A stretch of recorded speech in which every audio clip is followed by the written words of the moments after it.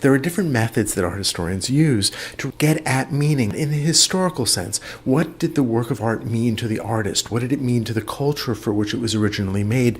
And how did that meaning change up to the present moment? One of the first things you can do when you approach a work of art is to begin describing it. Normally we walk past the work of art quickly, but if you stay with it and interrogate it, just on what art historians call its formal properties, you can learn a lot. Formal properties refers just to the physical object itself, and formal analysis is really based on a simple act, that is, looking closely. Another thing you can start thinking about is the subject matter, the content of the work of art. Is it telling a story from mythology, from history, from the Bible? And then when it comes to modern art, sometimes that's a little more difficult because sometimes there is no overt story.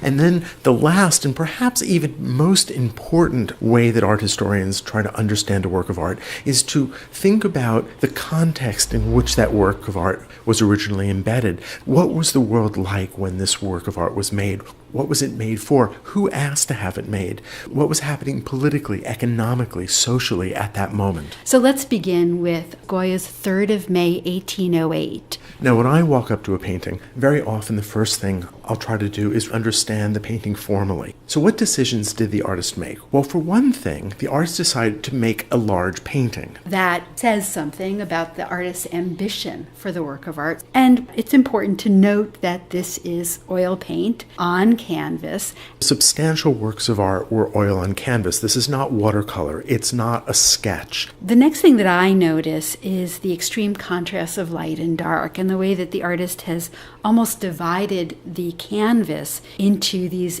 zones of light and dark. So scale, material, and value, that is the use of light and dark, are all formal qualities.